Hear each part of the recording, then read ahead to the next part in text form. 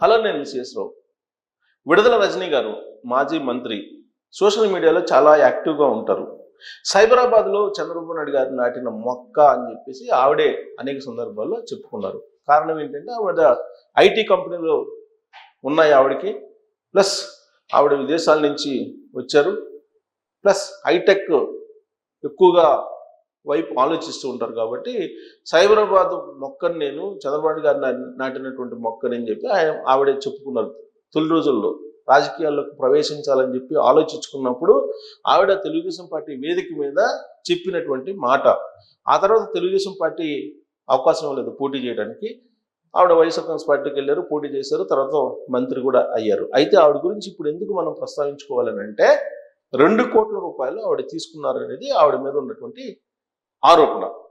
ప్రధానంగా ఎవరి ద్వారా తీసుకున్నారు అని అంటే ఆవిడ మరిది గోపి అని అతను, ఆవిడ దగ్గర పిఏగా ఉన్నటువంటి రామకృష్ణ, వీళ్ళిద్దరి ద్వారా లక్ష్మీ బాలాజీ అనేటువంటి స్టోన్ క్రషర్స్ నుంచి బ్లాక్మెయిల్ చేసి తీసుకున్నారు అనేది ఆవిడ మీద ఉన్నటువంటి ఒక ఆరోపణ. ఈ ఆరోపణ నేపథ్యంలో ఆల్రెడీ ఏసీబీ కేసు ఫైల్ చేసింది, ఎఫ్ఐఆర్ చేసింది, దాని విచారణని ముందుకు తీసుకెళ్తుంది. ఈ సమయంలో ఆవిడ ప్రెస్ మీట్ పెట్టారు. ప్రెస్ మీట్ పెట్టి ఆవిడ వైఎస్ఆర్ కాంగ్రెస్ పార్టీలో ఎమ్మెల్యేగా, ఎంపీగా శ్రీకృష్ణదేవరాయలు గారు, ప్రస్తుతం ఆయన తెలుగుదేశం పార్టీలో ఉన్నారు. శ్రీకృష్ణదేవరాయలు ఆయన విడుదల రజనీ గారి ఫోన్ ట్యాప్ చేయటం, లేదంటే ఆవిడ ఎవరితో టచ్లో ఉన్నారో తెలుసుకునే దానికోసం ఆవిడ ఫోన్లను ట్యాప్ చేయించారు అనేటువంటి ఆరోపణ ఆవిడ చేశారు. ఎందుకు చేశారు అని అంటే ఆవిడ కారణాలు చెప్పలా. ఎందుకు చేయడానికి ప్రయత్నం చేశారు ఆయన అనేది కూడా కారణాలు చెప్పలా. బట్ ఆయనైతే ఫోన్ ట్యాప్ చేసేటువంటి ప్రయత్నం చేశారు. అలాగే తన కుటుంబీకులు వాడేటువంటి ఫోన్లు కూడా ట్యాప్ చేసేటువంటి ప్రయత్నం చేశారు. తన జీవితంలోకి తొంగి చూసేటువంటి ప్రయత్నం చేశారు అనేటువంటి ఒక తీవ్రమైన ఆరోపణను చేస్తూ ఆ ఆరోపణకు బీసీ కార్డు కూడా తగిలిచ్చారు, మహిళా కార్డు కూడా తగిలిచ్చారు. సో దాంతో అసలు విడుదల రజనీ గారు ఎందుకు ఇలా చెప్తున్నారు అనేటువంటి ఒక చర్చ మొదలైంది. ఒకవైపు ఏమో ఆవిడ 2 కోట్లు తీసుకున్నారనే ఆరోపణతో ఎఫ్ఐఆర్ ఫైల్ కావటం, ఆ వెంటనే ఆవిడ ప్రెస్ మీట్కి రావటం, అసలు 2 కోట్ల రూపాయలు తీసుకున్నట్టు మీరు ఎలా కేసు కడతారు, ఇదంతా రాజకీయపరమైన కక్ష తీర్చుకోవడానికి అని చెప్పి ఆవిడ అభిప్రాయపడుతూ శ్రీకృష్ణదేవరాయలు వైపు చూపిస్తూ ఉన్నారు. ఎందుకంటే ఇదంతా శ్రీకృష్ణదేవరాయలు చేశారనేటువంటి ఒక అభిప్రాయం బహుశా ఆవిడకు ఉండవచ్చు. అయితే వాళ్ళిద్దరూ వైఎస్ఆర్ కాంగ్రెస్ పార్టీలో ఉన్నప్పుడు ఈవిడ జీవితంలోకి తొంగి చూసేటువంటి ప్రయత్నం శ్రీకృష్ణదేవరాయలు చూశారు అని చెప్పి చెప్తూ ఆ విషయాన్ని జగన్మోహన్ రెడ్డి గారి దగ్గర పంచాయతీ పెట్టాను అనేటువంటి విషయాన్ని కూడా చెప్తూ ఉన్నారు. జగన్మోహన్ రెడ్డి గారిని కూడా సీన్లోకి తీసుకొచ్చారు ఇప్పుడు విడుదల రజనీ గారు. ఎందుకంటే అప్పుడు శ్రీకృష్ణదేవరాయలను పిలిచి మాట్లాడారని కూడా చెప్తున్నారు ఆవిడ. మరి ఎందుకు ఆవిడ ఫోన్ ట్యాప్ చేయాల్సి వచ్చింది, లేదంటే ఆవిడ ఫోన్లను ట్రేస్ చేయాల్సి వచ్చింది అనేది మరి ఆవిడేమో రకరకాలుగా చెప్తూ ఉన్నారు. శ్రీకృష్ణదేవరాయలు ప్రెస్ మీట్ పెట్టారు. తాజాగా ఆవిడ చేసినటువంటి ఆరోపణలకు ప్రతిగా గేమ్ మొదలు పెట్టావు, దానికి నేను ముగింపు ఇస్తాను అని చెప్పి ఆయన తీవ్రంగా ప్రెస్ మీట్ పెట్టారు. ప్రెస్ మీట్ పెట్టి మొత్తం అవినీతి కార్యక్రమాలు ఎన్నున్నాయి మొత్తం బయట పెడతాను, ఎక్కడెక్కడ ఎవరెవరి దగ్గర మంత్రిగా ఉన్నప్పుడు, ఎమ్మెల్యేగా ఉన్నప్పుడు డబ్బులు వసూలు చేశారు, ఎక్కడెక్కడ పంచాయతీలు చేశారు, మొత్తం చిట్టా విప్పుతానని చెప్పి ఒక సవాల్ చేశారు ఆయన. అనేకమైనటువంటి కంప్లైంట్స్ ఇప్పుడు ప్రజా దర్బారు పెడితే రాష్ట్ర వ్యాప్తంగా కంప్లైంట్స్ వస్తున్నాయి. ఆ రోజు ఉన్నటువంటి మంత్రులు కానీ, లేదంటే కొంతమంది ఎమ్మెల్యేలు కానీ చేసినటువంటి దందాలకు సంబంధించినటువంటి వ్యవహారాలు, వాటి మీద కొంతమంది కంప్లైంట్ చేస్తే ఆ కంప్లైంట్స్ని బేస్ చేసుకుని కేసులు కూడా ఇప్పుడు ఉన్నటువంటి ప్రభుత్వం పెడుతూ ఉంది. ఇప్పుడున్నట్టు పోలీసులు ఎఫ్ఐఆర్ చేసి విచారణకు ఆదేశిస్తూ ఉన్నారు. పెద్దిరెడ్డి రామచంద్రారెడ్డి గారి దగ్గర నుంచి సజ్జల రామకృష్ణారెడ్డి, అలాగే మాజీ మంత్రులు అనేక మంది మీద ఇప్పుడు కేసులు ఫైల్ అవుతున్నాయి.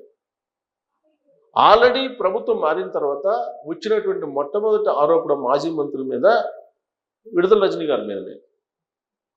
అప్పుడు వైఎస్ఆర్ కాంగ్రెస్ పార్టీ వాళ్ళే ఈ కేసు కంప్లైంట్ తీసుకొచ్చారు. ఏంటి, టికెట్ ఇప్పిస్తానని చెప్పి ఈవిడ డబ్బులు తీసుకొని ఒక 5 కోట్లు ఏమో సజ్జల రామకృష్ణారెడ్డి గారితో మాట్లాడతానని చెప్పి ఈ మొత్తం దందా చేశారు. ఆ డబ్బులు నాకు మళ్ళీ తిరిగి ఇవ్వలేదని చెప్పి కంప్లైంట్ చేశారు ఓ పర్సన్. దాంతో కొంత డబ్బు వెనక్కి ఇవ్వడంతో దాన్ని సెటరైట్ చేసుకున్నారని చెప్పి కూడా తెలుస్తుంది. సో మొత్తం మీద సజ్జల రామకృష్ణారెడ్డి గారికి తెలిసి ఈవిడ ఈ టికెట్లు ఇప్పించేటువంటి విషయంలో కొంత దందా చేశారనేది అప్పట్లో వచ్చినటువంటి ఒక న్యూస్. మరి దాంట్లో నిజమో అబద్ధం అంటే ఎవరైతే ఇచ్చారో అతనేమో నేను ఇచ్చారని చెప్తున్నారు. మళ్ళీ తిరిగి కొంత ఇచ్చారు, మరి కొంత ఇవ్వాల్సి ఉందని చెప్పి కొంత చెప్తూ ఉన్నారు. మొత్తం మీద ఆ వివాదం సమసిపోయింది. ఆ వివాదం సమసిపోయిన తర్వాత కొత్తగా వచ్చినటువంటి కంప్లైంట్ ఏంటంటే లక్ష్మీ బాలాజీ స్టోన్ క్రషర్స్. ఈ లక్ష్మీ బాలాజీ స్టోన్ క్రషర్స్ యజమాని కంప్లైంట్ చేశారు.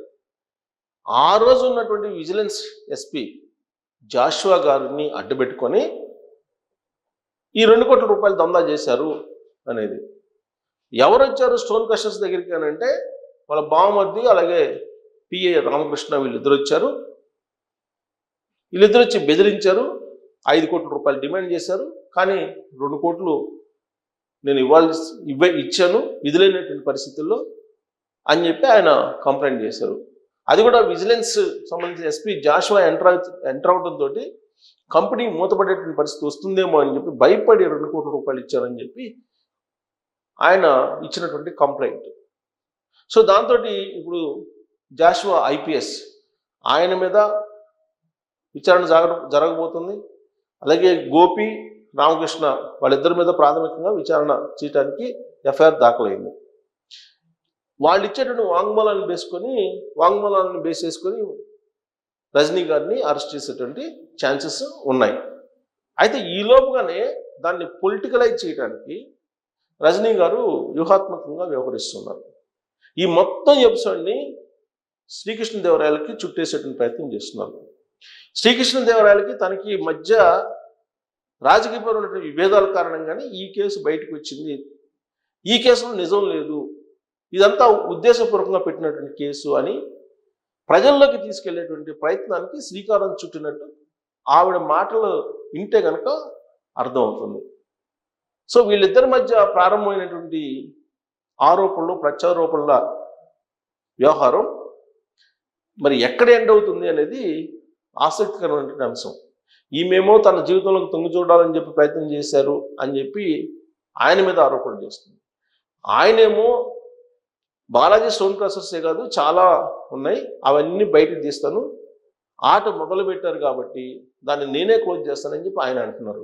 మరి ఎక్కడ ఈ ఆట క్లోజ్ అయ్యేటువంటి అవకాశం ఉంది?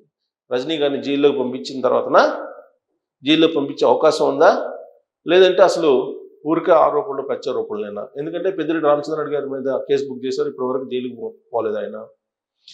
అలాగే అనేక మంది మీద, ఈవెన్ తెలుగుదేశం పార్టీ కేంద్ర కార్యాలయం మీద దాడి చేసినటువంటి వాళ్ళని కూడా ఎవరిని, ఒక వల్లభనేని వంశీని తప్ప ఎవరిని జైల్లో పంపించలా. పూషాని కృష్ణమురళి వీళ్ళిద్దరినే పంపించారు. మిగతా వాళ్ళందరూ ముందస్తు బెయిల్ తోటి తిరుగుతూ ఉన్నారు. మరి ఇప్పుడు విడుదల రజనీ గారు ముందస్తు బెయిల్ తీసుకొచ్చుకొని ఆవిడ కూడా సేమ్ గతంలో మాదిరి పెద్దిరెడ్డి రామచంద్రరెడ్డి గారు, సజ్జల రామకృష్ణారెడ్డి గారు, లేదంటే ఇప్పుడు మిథున్ రెడ్డి గారు ప్రయత్నం చేసి వైఫల్యం ఇది, ఇలానే ఆవిడ కూడా ప్రయత్నం చేస్తారా? కేవలం ఇది ఈ గేము జస్ట్ ఫర్ ఫన్నా అనే దాని మీద మీరు కామెంట్ చేయొచ్చు. Thank you.